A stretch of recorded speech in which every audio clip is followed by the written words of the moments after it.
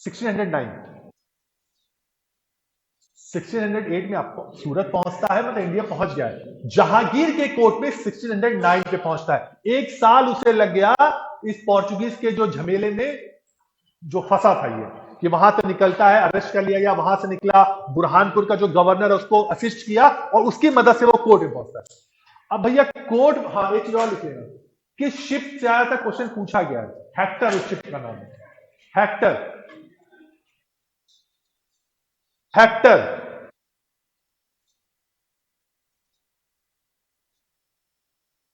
He traveled to India with the help of ship known as Hector. पूछा गया है ये,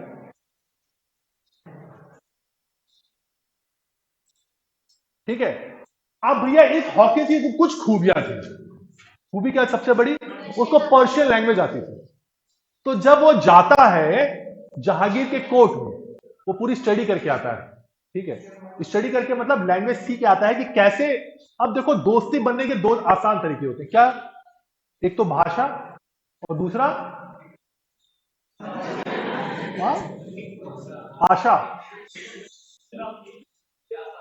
नहीं, एक तो भाषा और दूसरा मिल बैठेंगे दो यार, हम आप और back Piper goal.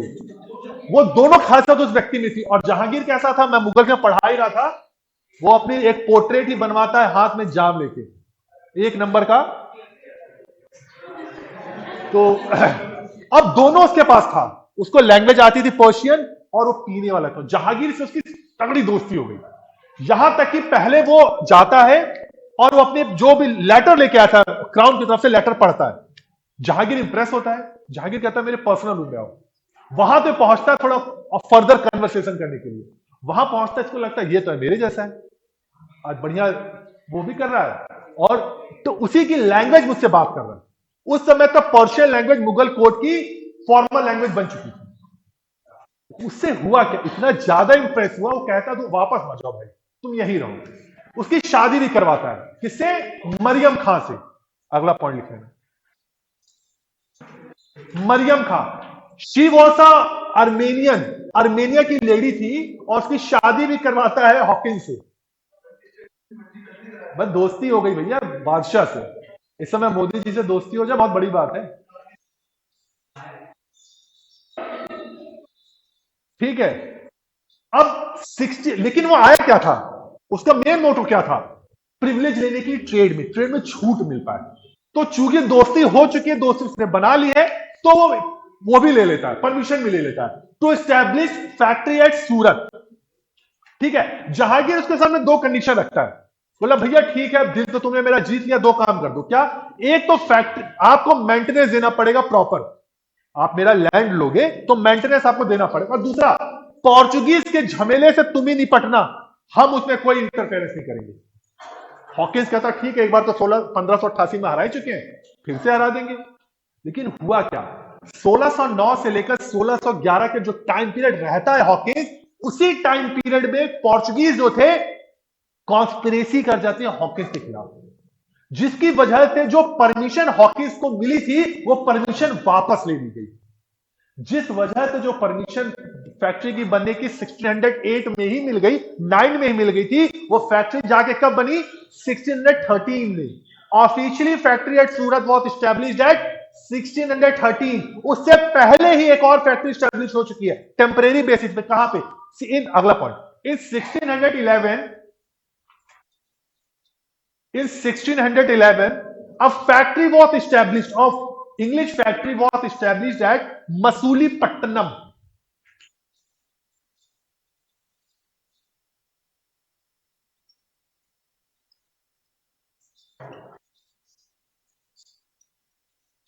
Masulipattnam, but it was a temporary factory, ठीक है। तो अगर क्वेश्चन कभी आ जाए कि फिश, आ क्या जाए, हमेशा ही आता है, which was the first Indian factory, अब English factory to be establish in India, answer हमेशा सूरत होगा। लेकिन अगर क्वेश्चन इस तरीके से आ जाए, विच was the first English factory which was establish in south, Machilipatnam, ठीक है। क्वेश्चन का नेचर चेंज होगा तो आपका आंसर भी उसी के अकॉर्डिंग चेंज हो जाएगा, ठीक है। तो 1611 में मसूलीपट्टनम,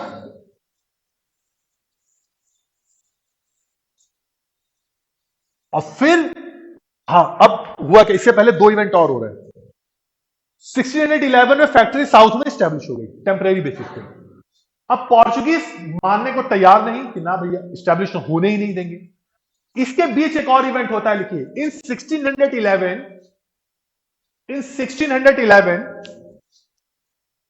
कैप्टन मिडल्टन, कैप्टन का नाम लिखिए, मिडल्टन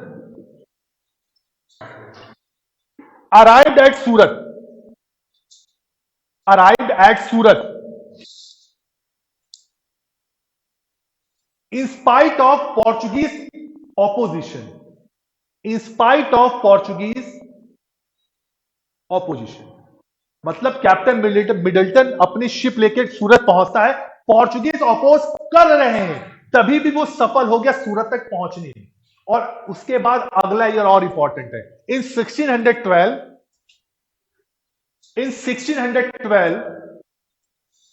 कैप्टन बेस्ट, इंपॉर्टेंट है ये,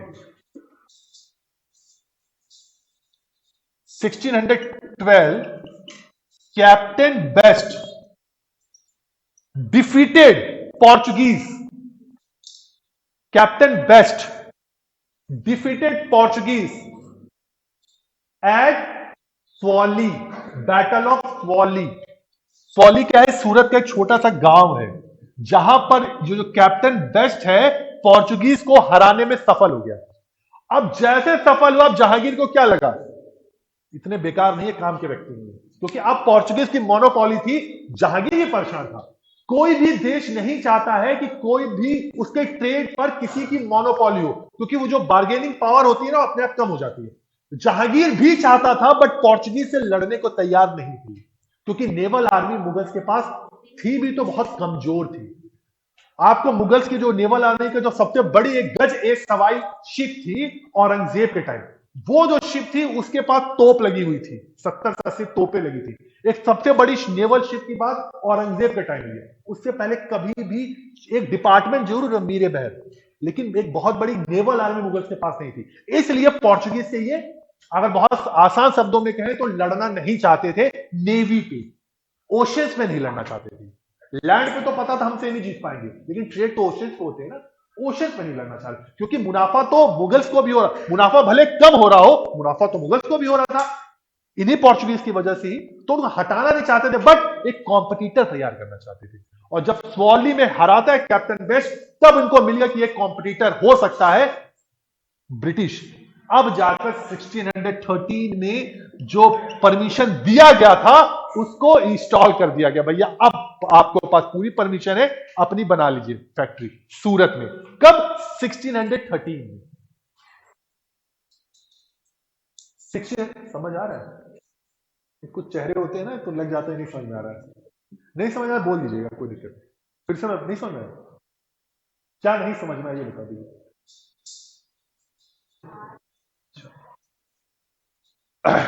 एक चीज और लिख लीजिए, हॉकिंस वाले में ही 2 और फैक्ट्स जुड़े हुए हैं। क्या? जहांगीर हॉकिंस को इंग्लिश खां का टाइटल देता है। इंग्लिश खां, इंग्लिश खां, इंग्लिश से आया था और खान बना ली, दोस्ती है ना, अब दोस्ती में नाम दिए जाते हैं।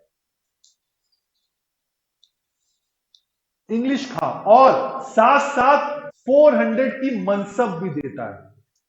वो पूरा था कि भैया तुम यहीं रहो, शादी भी करवाता है, दोस्ती भी स्टैब्लिश करता है, मनसब 400 मनसब भी देता है कि यहीं रहो। लेकिन जब दुश्मनी हो जाती है, जब कॉन्स्पिरेसी हो जाती है, जितनी तगड़ी दोस्ती उतनी तगड़ी दुश्मनी, सौदागर टाइप वाली। इसीलिए मजबूरी में हॉकिंस को अपने देश वापस भी जाना पड़ता है, ठीक है, जब दुश्मनी हो जाती है। 1611 ही में वापस चला जाता है हॉकिंस, 2 दोस्त ना रहा। आगे, अब 1613 के बाद आगे अगला पॉइंट लिखिए। इन 1615 Thomas Roe, sir Thomas Roe, Thomas Roe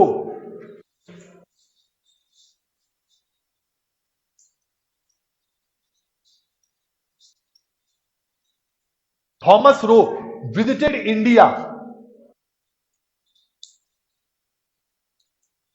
visited India as the ambassador of British Crown James I, as the ambassador of British Crown James I.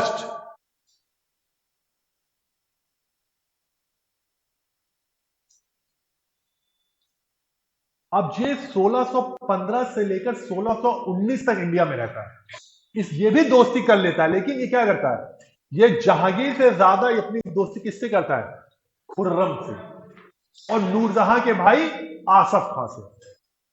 इनको पता था भैया किसी के घर में सेंधमारी करनी है, कुछ रास्ता चाहिए ना, तो रास्ते यही थे। Asaf Khan Nurjahan, one of the most prominent character during Jahangir time period. और जब मैंने बताया था नूरजहां का जुंटा ग्रुप, उसी जुंटा ग्रुप का मेंबर खुर्रम भी है, उसी जुंटा ग्रुप का मेंबर आसफ खां भी है। अब भैया क्या जहांगीर से तो उसको लगा कि नहीं हो पाई दोस्ती, लेकिन इन्हें का इन लोग से कर लो। इसी वजह से जो प्रिविलेजेस विलियम हॉकिंस नहीं ले पाया था, वो सारे प्रिविलेजेस सर थॉमस रो को मिले। अब ट्रेड जो है स्मूथली होने लगा इंडिया और ब्रिटिश या यूरोप के बीच में with the help of east India company. कब तक रहा है, 1615 से लेकर 1619, हाँ 1600 या 1619।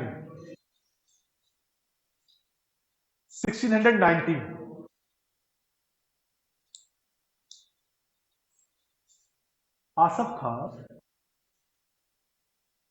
खां और खुर्रम जो बाद में शाहजहां बने। अगला इन 1632 ईयर्स इंपॉर्टेंट है, साथ साथ जो इवेंट्स हो रहे वो भी, तो इसीलिए मैं ईयर्स भी लिखवा रहा हूं, ईयर से क्वेश्चंस पूछे गए, ठीक है। इन 1632 company received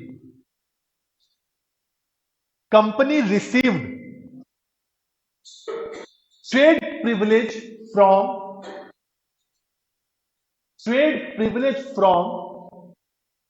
rulers of Golconda,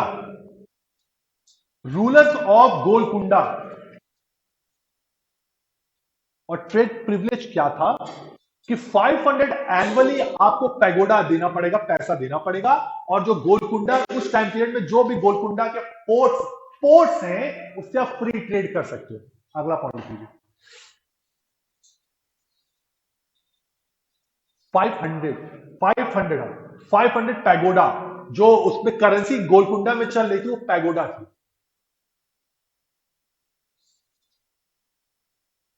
By depositing 500 pagodas annually, 500 pagodas annually, they were allowed to do free trade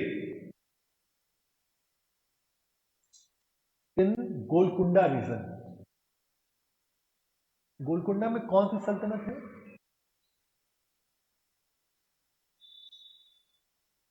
medieval India खत्म हो गया। हाँ भैया, बहमनी, गोलकुंडा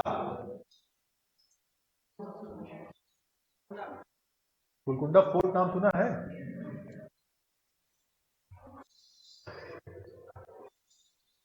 कुतुब शाही,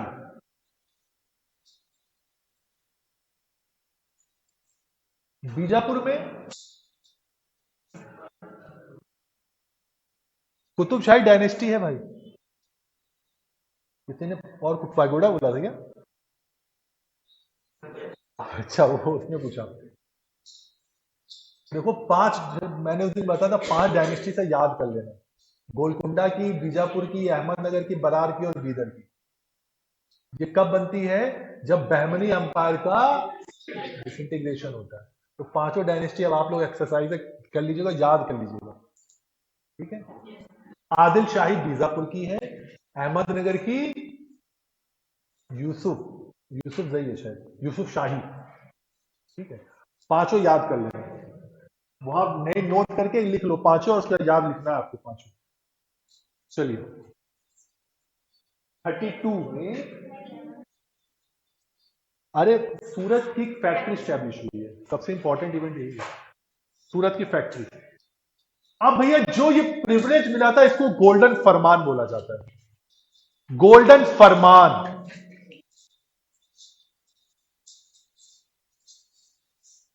this privilege was known as golden farman in the history of East India Company. Golden फरमान,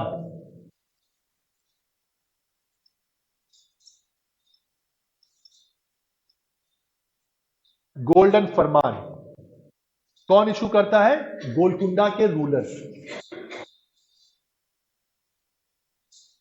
अगला point, in year 1639, in year 1639, 1639 एक important name है Francis Day, Francis Day received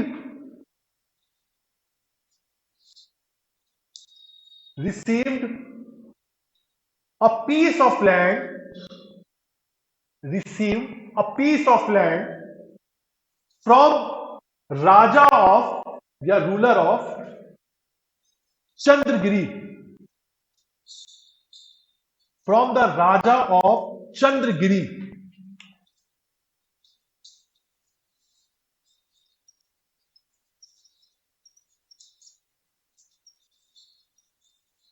ठीक है, इसी साइट पर फोर्ट सेंट जॉर्ज स्टैब्लिश किया गया था, जिसको बाद में यही साइट मद्रास बना।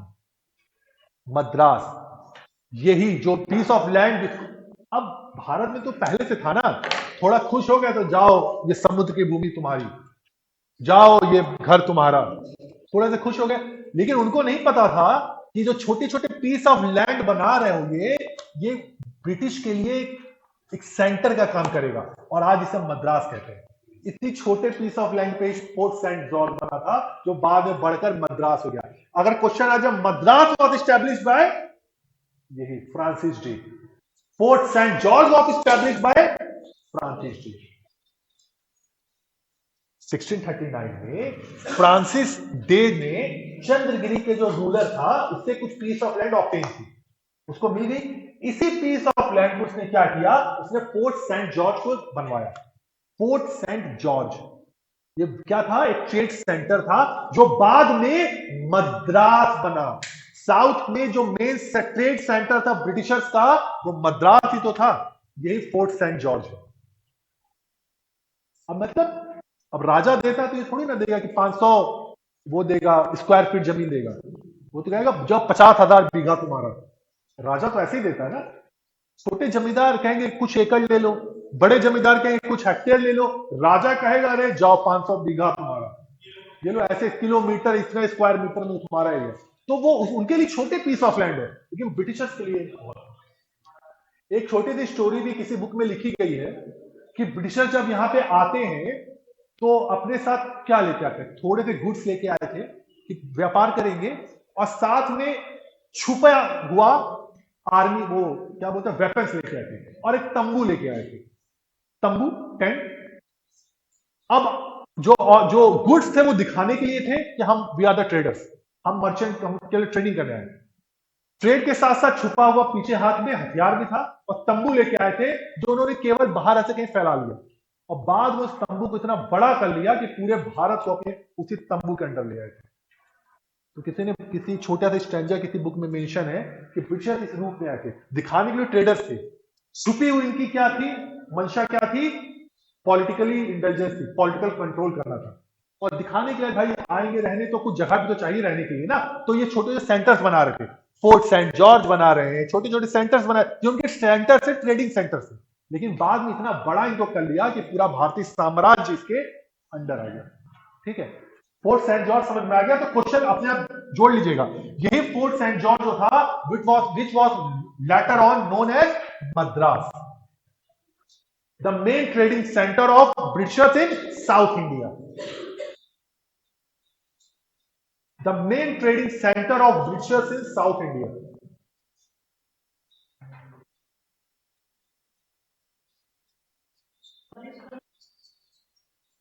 हाँ हाँ 45 भी करते हैं। 45 बताते कहने के लिए, भाई अगर 45 नहीं करेंगे हम पे अटैक हो जाएगा। तो जितने फोर्टिफिकेशन हो पा रहे हैं 45 कर रहे हैं। बंगाल में जाकर दिक्कत हो गई थी, अभी तक बंगाल हम पहुंचे नहीं है, बंगाल में हम जाएंगे। अगला पॉइंट 1639 में, अगला पॉइंट इन 1651 अब हम बंगाल में जा रहे हैं।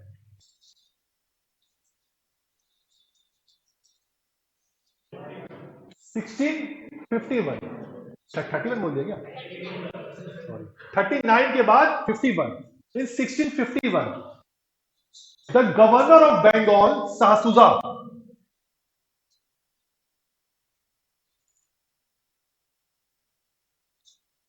Governor of Bengal Shah Shuja issued trading privilege, issued trading privilege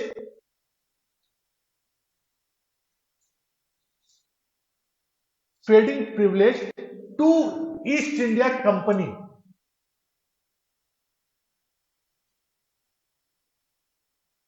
for a in return एक तो ट्रेडिंग प्रिविलेज दिया और इन रिटर्न 3000, वो 3000 हमेशा बना रहेगा। अभी 3000 है, बाद में 3000, 17 तो 17 में भी 3000, तो प्यार हो गया तो 3000 की राशि है, 3000 in return an annual amount of 3000,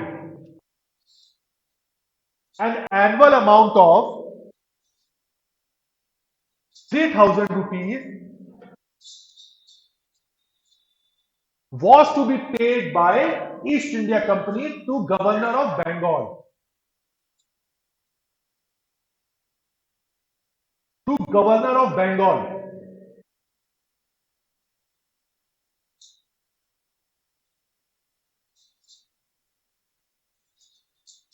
और उस समय जब मैं बंगाल कह रहा हूं तो बंगाल में बिहार और उड़ीसा अंदर ही, तो बंगाल में कहता हूं पूरा बिहार और उड़ीसा समझ जाइए, तो पूरी जगह वो पूरा बंगाल ही था, ठीक है। हाँ, बांग्लादेश उस समय तब वही है, बिहार में सॉरी बंगाल में बांग्लादेश भी है, प्रेजेंट टाइम बांग्लादेश। चलिए, उसमें एक चीज और इंपॉर्टेंट है कि 1651 में क्यों दिया, एक्चुअल में था कि गैब्रियल बेंटन नाम का एक डॉक्टर था, लिख लीजिए ना, Gabriel Benton, Burton, Benton Burton, Gabriel Burton,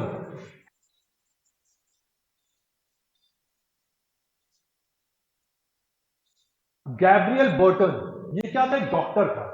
जब ये बंगाल पहुंचता है, इनको पता था ये वो मीर हकीम खतरे जहां, इनके पास एलोपैथी तो थी नहीं, तो यही अपनी औषधि और यही यूनानी से इलाज होते थे, तो ये एलोपैथ लेके ये लोग आते हैं, अपनी इंग्लिश दवाइयां लेके आते हैं। तो उस समय बीमार, इसकी जो फैमिली कुछ महिलाएं थी बीमार थी, इस गैब्रियल बर्टन ने उनको ठीक कर दिया। उनके लिए तो बहुत बड़ी चीज हो गई ना, जैसे वही है कि अगर आज के टाइम का वायरल फीवर है, अगर आप मतलब मेडिसिन नहीं कर आयुर्वेद या बाकी किसी को, अगर ये दवाई इस्तेमाल करो तो टाइम लगेगा, तुरंत अगर रिलीफ चाहिए तो हम क्या करेंगे, हम एक टैबलेट ले लेते छोटी सी। तो उनके लिए तो बहुत बड़ा काम इन्होंने कर दिया। इस गैब्रियल बर्टन ने जो ठीक किया था उन महिलाओं को, उससे खुश होकर इनको ट्रेडिंग प्रिविलेज दे दिया गया कि भैया लो ठीक कर दिया मेरी हरम की महिलाओं को, जाओ पूरा बंगाल तुम्हारा, ऐश करो। अब जितना बड़ा नवाब, उसकी नवाब की प्रतिष्ठा कैसे होगी, जितना बड़ा दानी हो, नवाब साहब चाहिए, सब दे दिया। जैसे लखनऊ में होता नहीं है, जैसे चुटकुला है, सही सच्चाई नहीं है कि जब बैंक आ रहे थे कंपनी वाले यहाँ पे लखनऊ में, तो नवाब साहब के भागे, तो नवाब साहब सब तो भाग गए, नवाब साहब रह गए। तो नवाब साहब क्यों नहीं भागे, तो उनको जूती पहनाने वाला कोई नहीं था। मतलब सच्चाई नहीं है, पहले बता रहा हूं, लेकिन ऐसा नहीं है, ये कोई ग्राहक होगा कि नवाब साहब भागेंगे नहीं, लेकिन ऐसा सुना होगा आप लोगों ने, लेकिन नवाब साहब क्यों नहीं गए, कि उनको जूती पहनाने वाला कोई नहीं था। तो मतलब ये नवाबियत का एक एग्जाम्पल है कि नवाब ऐसे होते थे, होता नहीं, आप सिंबॉलिक रूप से रिप्रेजेंट करते चीजों को, तो भैया ऐसे लोग होते थे, उनको जूती कब नहीं पहनाओगे, जाएंगे कैसे। तो नवाब खुश हो गए, तो पूरा बंगाल, अब तो जो बंगाल का गवर्नर है, पूरे बंगाल को मात्र 3000 रुपए में कह दिया पूरे ट्रेड को। सबसे इंपॉर्टेंट चीज है, जब प्लासी से पहले तक पूरे जो ट्रेड होता है कंपनी का यूरोप से, 60% ट्रेड केवल और केवल बंगाल से होता है।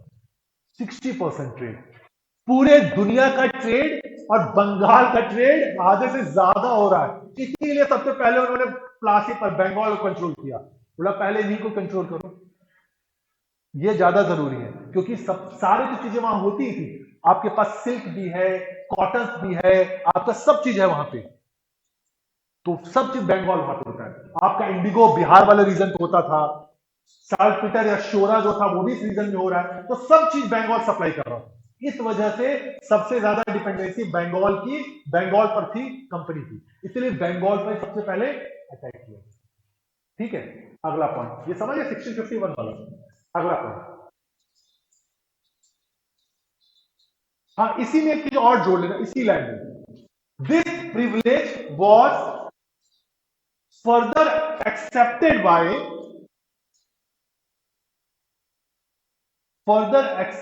बाय औरंगजेब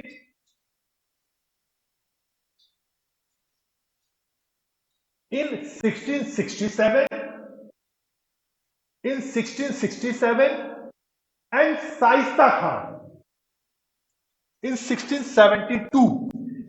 मतलब जो प्रिविलेज दिया शाहसुजा ने, इसको आगे आने वाले भी लोगों ने भी स्वीकार कर लिया। अब औरंगजेब उसमें बादशाह था, औरंगजेब कहता अच्छा ठीक है, शाहसुजा उसका बेटा ही है ना, तो कहता भाई ठीक है, शाहसुजा उसका भाई है, वो तो स्वीकार कर लेता भाई ठीक है। और उसके बाद फर्दर जब शाइस्ता खान गवर्नर बचा बंगाल का, तो वो भी इसी प्रिविलेजेस को स्वीकार कर लेता।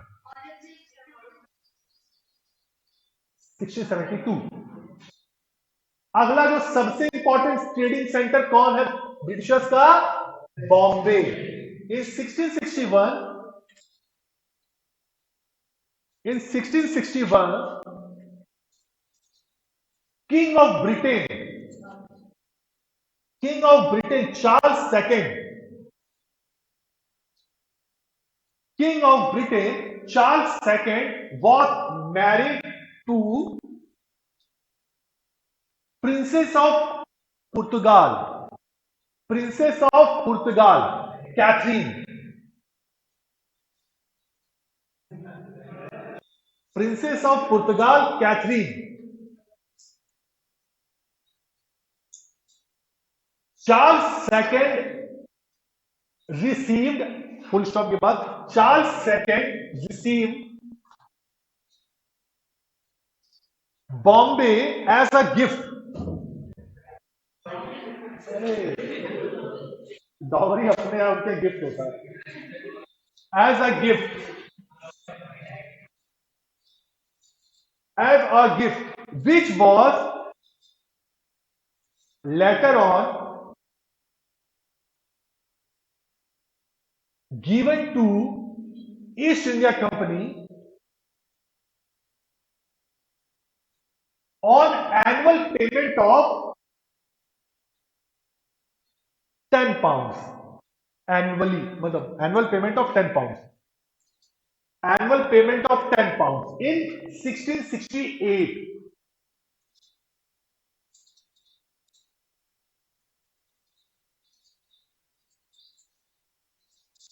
चार्ल्स की शादी किससे हुई, पोर्चुगीज की राजकुमारी कैथरीन से।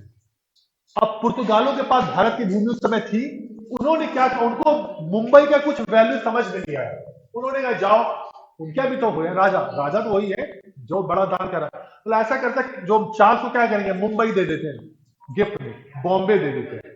अब चार्ल्स को क्या लगा, मेरा यहाँ पे क्या काम, मैं तो वहां बैठा हुआ हूं, वो चार्टर तो दे ही रहते ट्रेड, तो उसने इनको कंपनीज को, तो वो क्या कहते हैं, भैया ऐसा करना 10 पाउंड एनुअली दे देना मुझे, मात्र 10 पाउंड।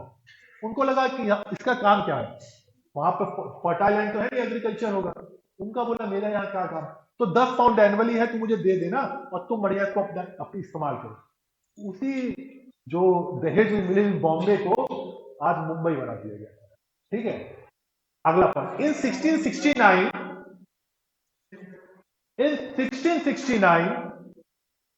गेरार्ड एंगियर,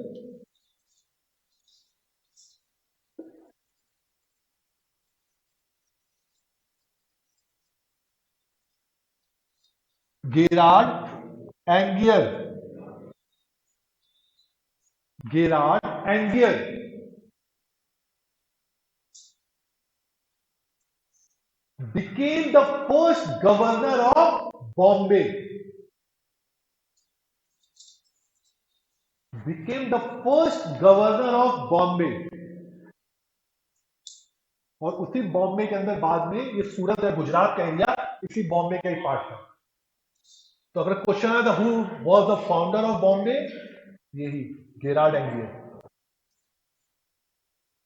क्योंकि बाद में जब प्रिविलेजेस मिलते हैं, ट्रेडिंग प्रिविलेजेस बाद में, तो यही जो बॉम्बे था उनका मिंटिंग हाउस बन जाता है।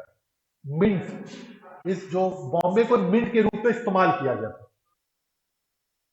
अभी भी चलो आगे, इसके बाद 1660 आगे आ जाओ। अब हमारे पास क्या क्या आ गया? मद्रास आ गया, हमारे पास कैलकाटा आ गया, हमारे पास बॉम्बे, कैलकाटा नहीं है, हमारे पास बॉम्बे आ गया। अब हम कैलकाटा पे आएंगे। इन 1690 मद्रास और बॉम्बे हमारे पास है, अब हम कैलकाटा में आए। In 1690 Job चार्नक,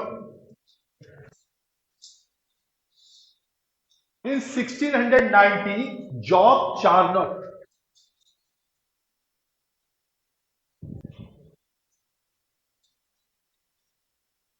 job Charnock received Sutanati,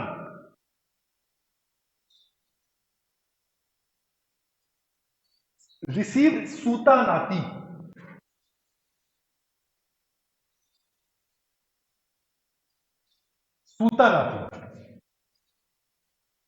and established a factory.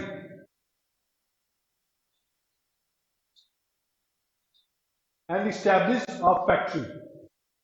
Sutanati में 1619। उसके बाद in 1698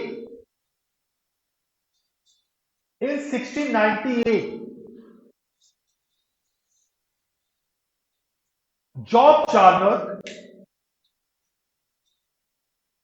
received सूतानाती, नाम लिखिए, सूतानाती, गोविंदपुर, सूतानाती, गोविंदपुर एंड कालीकाटा, जो आज कलकत्ता है। Sutanati, Govindpur and Kalikata receive zamindari of, लिख लेना zamindari of, zamindari of Sutanati, Govindpur and Kalikata from Azimusshan, Mughal शहजादा है, वो उस समय गवर्नर था, अजीमुस्सान। इन 1698, फिर से रिपीट कर दे रहा हूं, Job Charnock received zamindari of Sutanati, Govindpur and Kalikata from अजीमुस्सान।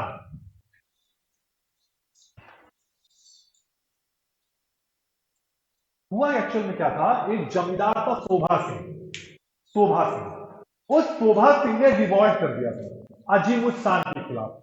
तो उस रिवॉल्ट को सप्रेस किया गया और उसी रिवॉल्ट, और जो तीनों जगह थी ये उस शोभा सिंह से लेकर जॉब चार्नक को दे दी गई, और यही तीनों जगह को मिलाकर क्या बनाया गया, फोर्ट सेंट विलियम। अगला point, in 1700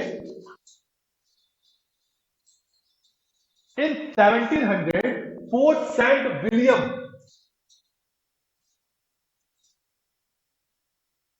was established,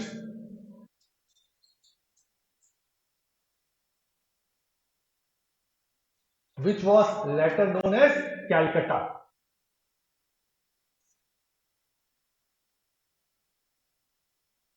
Which was later known as Calcutta.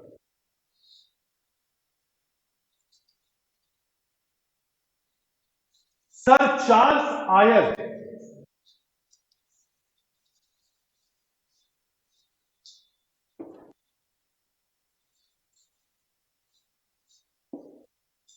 was the first governor of Fort William.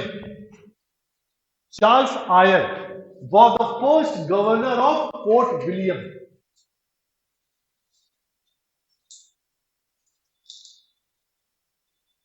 First governor of fort William. तो अब जो मेन ट्रेडिंग सेंटर से आ चुके हैं अंग्रेजों के पास। एक और इंपॉर्टेंट इवेंट है और सबसे बड़ी बात है, इस इवेंट को हिस्ट्री की बुक में छुपाया गया है अंग्रेजों से, अंग्रेजों ने छुपाया। वो क्या इवेंट था? इससे पहले एक इवेंट हो रहा है इन 1686, चाहो तो नोट करके लिख लो। इन 1686, हाँ इससे पहले 1686, some ships of Mughals, some ships of Mughals were arrested by company naval army, navy army.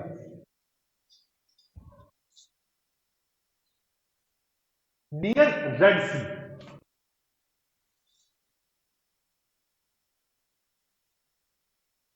Red Sea. Actual में माना गया कि जो शिप थी, मुगल शिप जो थी, ये हज जा रही थी, ठीक है, हज। इस जो जो कंपनी की नेवी थी, इसने क्या किया? उस शिप को अरेस्ट कर लिया। उसने कहा किस परमिशन से जा रहा है हज? अब औरंगजेब के लिए चैलेंज था, भारत के बादशाह हमसे तुम ले रहे हो लाइसेंस या प्रिविलेज ट्रेड करने का, और हमारे शिप को कब्जे में कर लिया।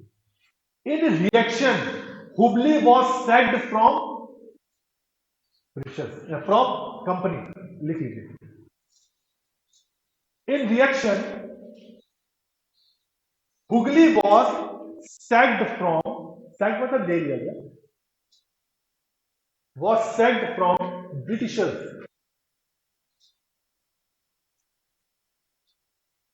and John Child, Captain John Child,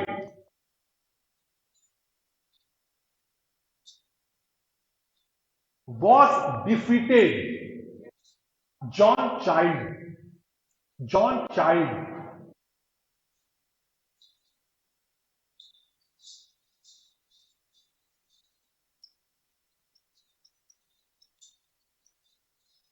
was defeated by Mughal army. Mughal army, ठीक है, बहुत उड़ रहे थे, औरंगजेब ने पर कसर दिए। अब हुआ क्या? मजबूरी में अब उनको अपनी समझ में आ गया कि जब तक मुगल पावरफुल हैं, हम पॉलिटिकली नहीं इंटरफेरेंस कर सकते। अब देखिए, जब तक मुगल पावरफुल है, कभी इन्होंने फिर पॉलिटिकल इंटरफेरेंस नहीं किया। झांसी मुड़ने की कोशिश की, लेकिन मुगल ने बता दिया अभी भी हम मजबूत हैं। अब क्या किया? परसुएशन शुरू हो गया। विनय भैया माफ कर दो, गलती हो गई, तू ट्रेड तो करना था। अब औरंगजेब को भी देखो, मुगल्स भी चाहते थे कि ट्रेड हो, वो भी चाहेंगे ना। प्रॉस्पेरिटी मुगल्स की इसी ट्रेड के कारण, ये थोड़ी नहीं कि एक्स्ट्रा उन्होंने कुछ नहीं से पैसा ले आके, प्रॉस्पेरिटी तो इसी ट्रेड के कारण थी। तो औरंगजेब ने एक शर्त रखी, ऐसा करो 1.5 लाख रुपए वॉर कंपनसेशन दो, और ये जॉन चाइल्ड को मैं बर्दाश्त नहीं, उसको वापस करो। तो क्या हुआ? इसकी जो हुआ ट्रीटी बनी कि जॉन चाइल्ड को फिर से इंग्लैंड भेज दिया गया, और एक वॉर कंपनसेशन ऑफ 1.5 लाख रुपए चार्ज किया गया कंपनी के ऊपर कि 1.5 लाख रुपए दोगे तो ठीक है, जो प्रिविलेज मिल रहे मौज करो, लेकिन 1.5 लाख रुपए कंपनसेशन देना पड़ेगा, हमने तो पैसा खर्च किया है। तो इसलिए छुपा लिया, बेइज्जती हो गई ना उनकी। हर इतिहासकार, मैंने हमेशा बताता हूं कि एक्चुअल में हिस्ट्री के फैक्ट्स तभी निकलते हैं जब जो सोर्सेस उतने ही रिलायबल हो, और सोर्सेस ना इंडिविजुअली लिटरेरी और ना इंडिविजुअली आर्कियोलॉजिकली, दोनों रिलायबल है, क्योंकि दोनों की अपनी अपनी कमियां हैं। साहित्य भी गलत तरीके से लिखा जा सकता है। मान लो किसी का मेरे प्रति अफेक्शन है, तो मेरे बारे में वो, मैं जैसा भी हूं मेरे बारे में बढ़ाई करेगी, ठीक है। और अगर मान लो मुझसे नफरत करता है, तो मैं जैसा भी हूं मेरी वो मुझसे नफरत करेगा, मेरे बारे में बुरा लिखेगा। सेम मोदी जी के एग्जाम्पल ले लो, मेरा तो चलो उनका ले लो, जो उनके प्रति सही है वो गलत भी करें, उनको सपोर्ट करते हैं, और वो सही भी करें तो जो उनको नहीं सही समझता उनको विरोध ही करें। ये जो लिटरेचर की सबसे बड़ी कमी है। इसीलिए कभी भी इंडिविजुअली लिटरेरी सोर्सेस को हम एक्सेप्ट नहीं करते कि कभी भी अगर इतिहास लिखा जाएगा तो कैसे लिखा जाएगा। एक तो क्या होगा, मोदी जी के बारे में जो लिखा गया हिस्ट्री आज के टाइम में, प्लस आर्कियोलॉजिकली जो इवेंट्स हैं, क्या अब पता चलेगा ना कि उस समय इंडिया के कैसा था। तो जो मॉन्यूमेंट्स बनवा रहे हैं, कैसा भी मॉन्यूमेंट हो, कल्चरली हो, बड़े बड़े ट्रेड सेंटर्स बनवा रहे हैं, तो वो पता चलेगा ना व्यक्ति ने कुछ काम किया था जो आज तक इस्तेमाल हो रहा है। नेहरू जी को हम कितना भी विरोध करें, ये तो कहते हैं ना सारे आईटीज नेहरू जी के टाइम पे थे। तो लिटरेचर तो हो सकता है उनके खिलाफ लिखा जाए, क्योंकि लिटरेचर तो इंसान लिखते हैं। आज हम लिख रहे हैं, कल और कोई लिखेगा। लेकिन जो मॉन्यूमेंट्स है, जो उनकी देन है, वो तो स्टैब्लिश्ड है, उनसे झुकलाया नहीं जा सकता ना। हिस्ट्री भी ऐसी चलती है कि जब तक लिटरेचर और आर्कियोलॉजी दोनों एक साथ कोरोबोरेट नहीं करेगी, दोनों मिलान नहीं होगा, तब तक किसी भी स्टैब्लिश फैक्ट पे बात नहीं कर सकते। ठीक है, इसीलिए इस इवेंट को अंग्रेजों ने छुपाया था, उनकी हिस्ट्री में नहीं लिखा गया कि हम भी हारे थे एक बार। ये बाद में जब हमने पढ़ा, मुगल भी तो उसमें हिस्ट्री लिखी जा रही थी, उन्होंने ये बात बताई कि भैया हमने इनको हराया भी था। ठीक है, अब इसके बाद जो अगला इंपॉर्टेंट ईयर आता है 1715।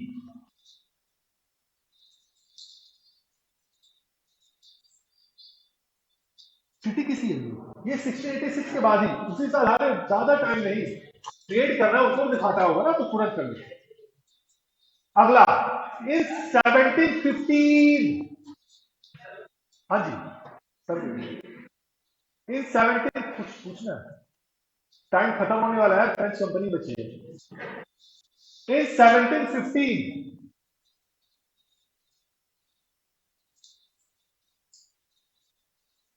a company, some company officials visited court of Berkshire.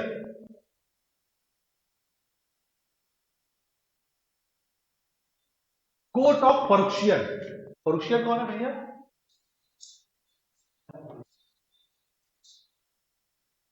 Mughal empire.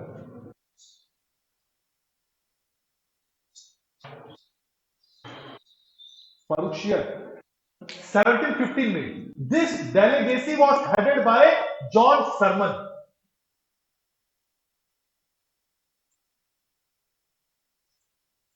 Was headed by John Sherman. Sherman.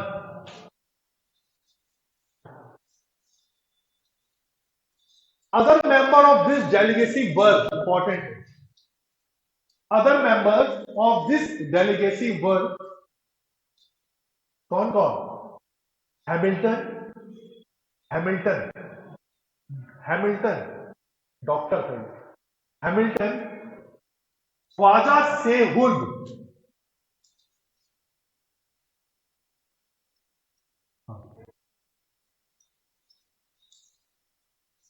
Khwaja Sehuld, और एक और नाम है William Stephenson. William Stephenson,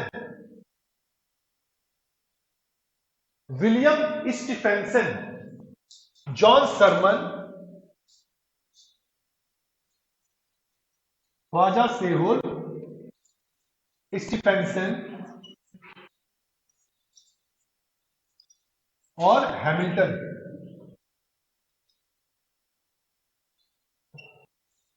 Hamilton,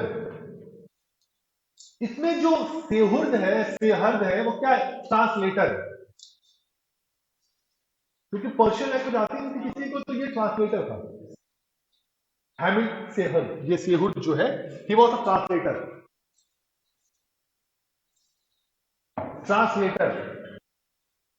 जो हैमिल्टन था ये डॉक्टर था। माना जाता है कि उस समय कोई फरुखिया जो था उसको कोई बीमारी थी, बुक्स में लिखा है बड़ी प्राण घातक, एक फैटल डिसीज थी। कुछ बुक्स में लिखा है उसको पाइल्स था। भैया वो खतरनाक बीमारी है, उसको पाइल्स था। अब मैंने कहा ना, वो जब आंखों में डेलीगेसी जाती है तो पूरी रिसर्च करके जाती है कि इसकी जो सबसे जो कमजोर नब्ज कौन सी है, तो उसको पता चल गया था कि इस टाइप की दिक्कतें हैं। तो अगर वही मैंने फिर से बताया, अगर आप एलोपैथी या बाकी अगर यूनानी आयुर्वेद का इस्तेमाल करोगे तो टाइम लगेगा। आयुर्वेद में होता है ना एक क्षार चिकित्सा, उसमें टाइम लगेगा। आप लोग ये स्वयं है, हमारे घर में किसी हुआ था तो हमें पता है, बड़ी बेदर्द बीमारी होती है, तो उसमें यही है। और एलोपैथी में तो डायरेक्ट इलाज है। ठीक है, लोग देखो कुछ होता है, कुछ बीमारियों से लोग शर्माते हैं, ये भी उस कैटेगरी में आती है। बस एक अंशुमान खुराना ने सारी बीमारी के बारे में मूवी बना दी है, इस स्पाइस के बारे में बची है बस, वो सारी उसने बना दी है। कोई भी हो, कौन शुभ मंगल सावधान और वो बाल बाल कम वाली सब बना दिया, इसके बारे में इससे बात नहीं की गई। इसके क्योंकि ये बीमारी आके लोग चर्चा करते नहीं है, लेकिन बीमारी बड़ी दर्दनाक है। अब इस फल्शियर इससे हाँ इसको थी बीमारी, रिसर्च करके टीम आई थी, तो हैमिल्टन ने कहा जाता है इसकी बीमारी को ठीक कर दिया, क्योंकि तो छोटी सी चीज थी। अब फिर से वही फल्शियर इतना ज्यादा खुश हो गया कि 1770 में एक और फरमान इशू किया। ये लिख देना, हैमिल्टन एक डॉक्टर था और इसने जो फैटल डिसीज थी उसको ठीक क्योर कर दिया था। अगला point, in 1770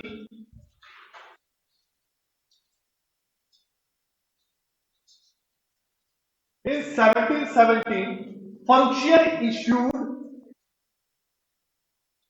a Magna Carta। Magna Carta किसने बोला है मैग्ना कार्टा? इसको एक हिस्टोरियन थे, नाम लिख लो, और मैग्ना कार्टा किसने बोला है? हिस्टोरियन थे जिनका नाम था और। उन्होंने जो प्रिविलेज दिए गए थे उसको मैग्ना कार्टा का नाम दिया। इशूड मैग्ना कार्टा, लिख लेना, नेम्ड बाय हिस्टोरियन और, हिंदी में ऐसे है और।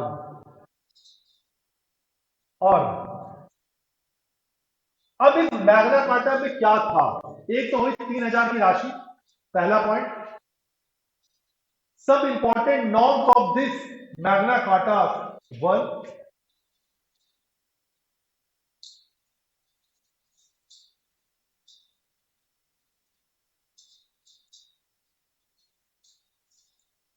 an annual payment of 3000 was to be done by company।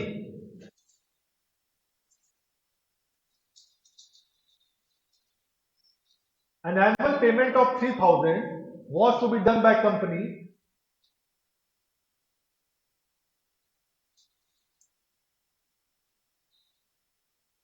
ठीक है। और इसके रिटर्न में क्या होगा कि वही बंगाल का जो पूरा ट्रेड है आप फ्री करिए, जो पैसा दे चुका था उसी को फिर से स्वीकार कर लिया गया। अगला पॉइंट और इंपॉर्टेंट है, with annual payment of 10,000, with an annual payment of 10,000, अगला पॉइंट है ये 3000 में पूरा पूरा बंगाल। अगला, with an annual payment of 10,000 company was allowed to do free trade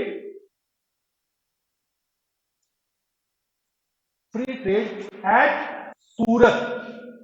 जो सूरत के आसपास का पूरा एरिया है वो 10,000 रुपए एनुअली दो और फ्री ट्रेड करो, कोई टैक्स नहीं देना। और इसी में दिया गया था कि अब कंपनी अपने सिक्कों को भी मिंट कर सकती है भारत में। Company was allowed to mint coin in India.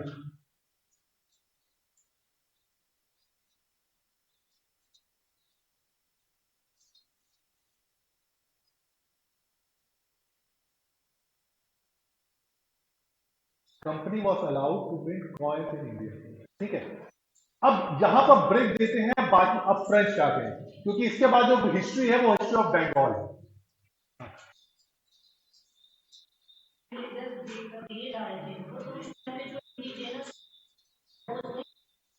Oppose तो कर रहे हैं, होता क्या था कि ज्यादा फायदा किससे हो रहा है? ज्यादा फायदा किससे हो रहा है? ब्रिटिशर्स हो रहा है ना, इसीलिए। और जब इंडिजिनस ट्रेडर्स ने जब अपोज किया है, बंगाल में करना अपोज किया था उन्होंने, तो मीर कासिम ने क्या किया? जो प्रिविलेजेस मिले थे वापस ले लिया, इन्हीं इंडिजिनस ट्रेडर्स को फायदा होने के लिए। कंपनी ने कभी मीर कासिम को ढूंढा, मीर कासिम को बनाया कंपनी नहीं था, लेकिन जब ट्रेड जो प्रिविलेज वापस लिए तो कंपनी ने फिर मीर कासिम को भी, जो बैटल ऑफ बक्सर इसीलिए हुई थी क्योंकि कंपनी अभी इतनी मजबूत हो चुकी थी। अब जो प्रिविलेज मिले थे वो किसी भी सूरत में छोड़ने को तैयार नहीं थी। हाँ, कंपनी के सामने भी एक चैलेंज था, वो चैलेंज किसका था? फ्रेंच गवर्नमेंट का या फ्रेंच कंपनी का, उसको जो 3 वॉर्स हुए हैं उनको ढूंढा। अब आ जाइए फ्रेंच कंपनी, अगली है French company.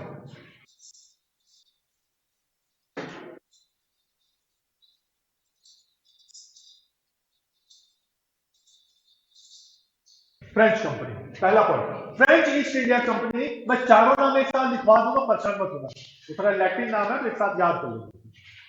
French East India company was established in 1664। French East India Company was established in 1664 by Colbert.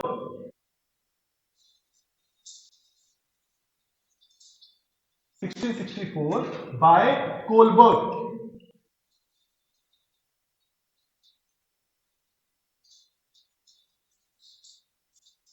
Colbert, इससे पहले डेनिश कंपनी भी है। 2-3 पॉइंट हैं, चाहो तो नहीं लिख लो। डेनिश कंपनी एक नोट करके, क्या 3 फैक्ट्स है उसके। कंपनी स्टैब्लिश कब हुई थी?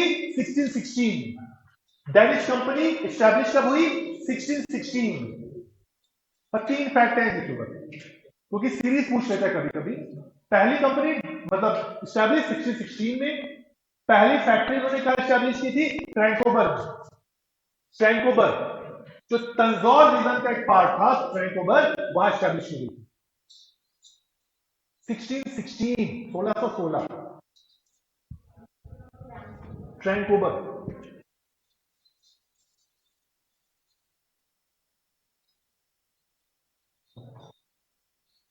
1620 पहली factory फ्रैंकोबर्ग 1620।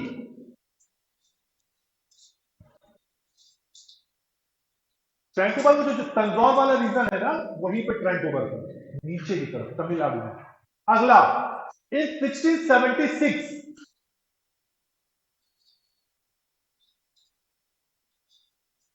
in 1676 a factory was established at Sirampur in Bengal.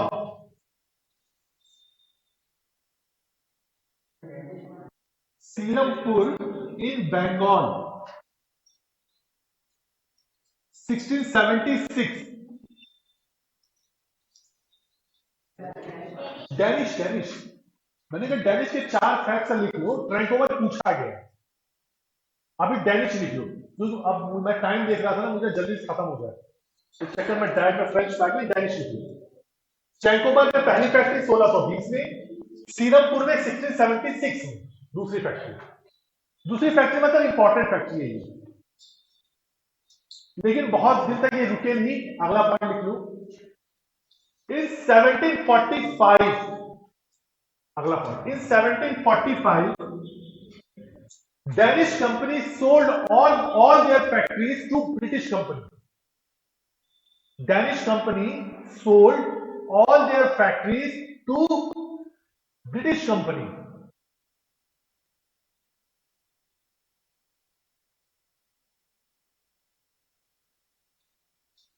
All their factories to British company.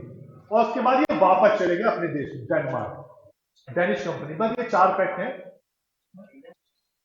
उनको फायदा नहीं दिख रहा था क्योंकि पहले से यहां पे 4 फैक्ट्रीज और थी, तो इनके बीच में उसको लगा कि भैया संभावना कम है, तो इन्हीं को बेचो और वापस चले गए चाइना तक चले गए। मैंने कहा यहां पे उनको नहीं मिला था, ये चले गए। अगला आ जाए अब फ्रेंच कंपनी, कॉलबर्ट वाले party. French company established in 1664 by Colbert, who was a minister of कौन किंग था उस समय? Louis 14। who was minister of Louis 14।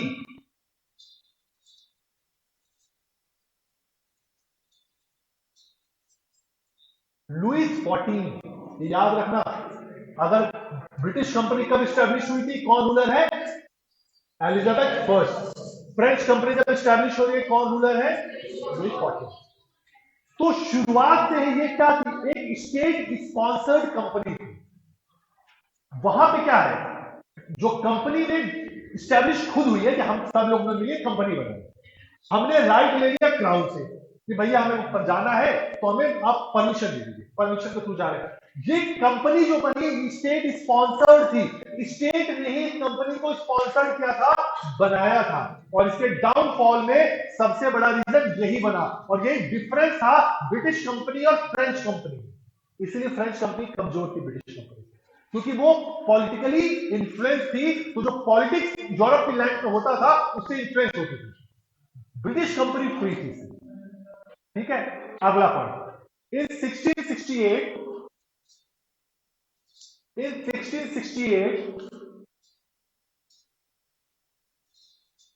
Francis Cairo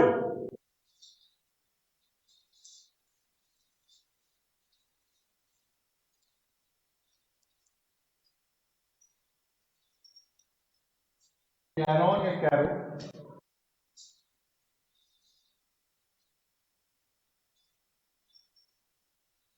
Francis Caro established first French factory at Surat. Francis Caro established first French factory at Surat. इसकी भी पहली factory Surat में थी। अगला, in 1669 Masulipatnam, 1669 Masulipatnam second factory. अगला अगला इंपॉर्टेंट पॉइंट है,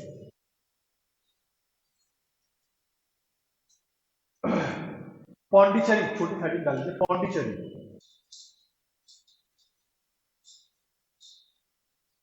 Foundation of Pondicherry was laid down by Francis Martin.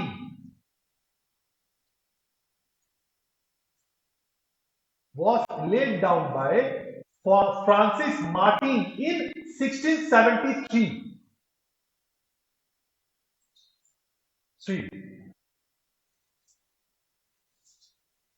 कैसे बनी?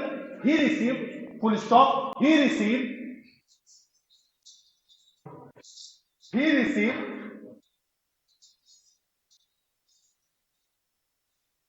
some land from Muslim ruler of Velikandpuram.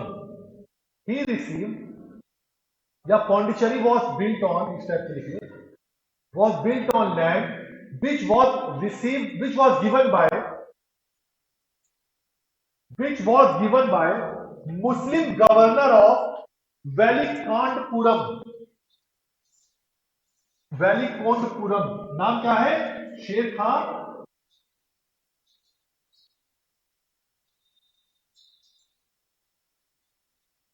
वेलिकोंडपुरम, Muslim governor of वेलिकोंडपुरम, शेर Khan Lodhi.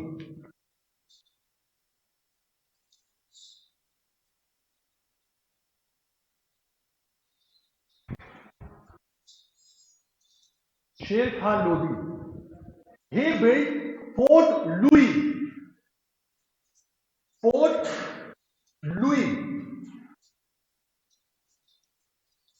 He built Fort Louis at this place.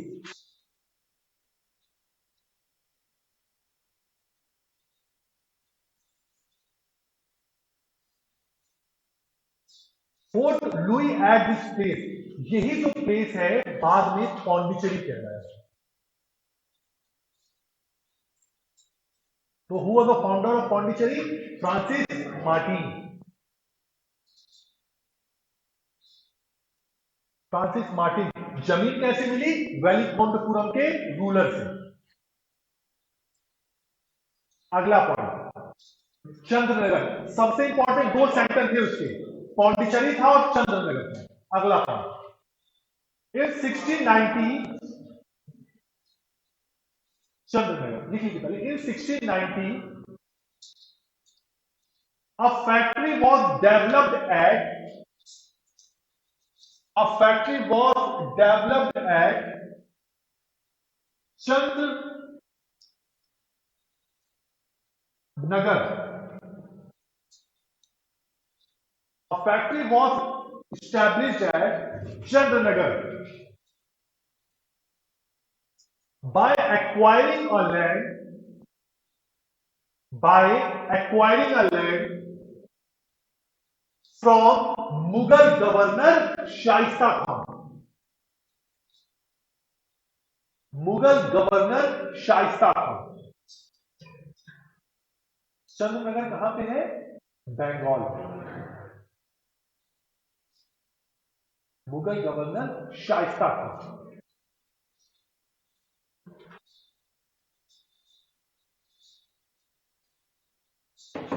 चलिए अगली heading डाल लीजिए, एंग्लो फ्रेंच स्ट्रगल।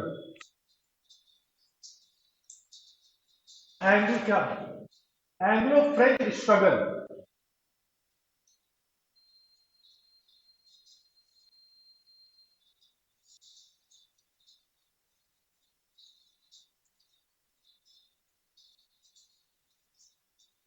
ठीक है,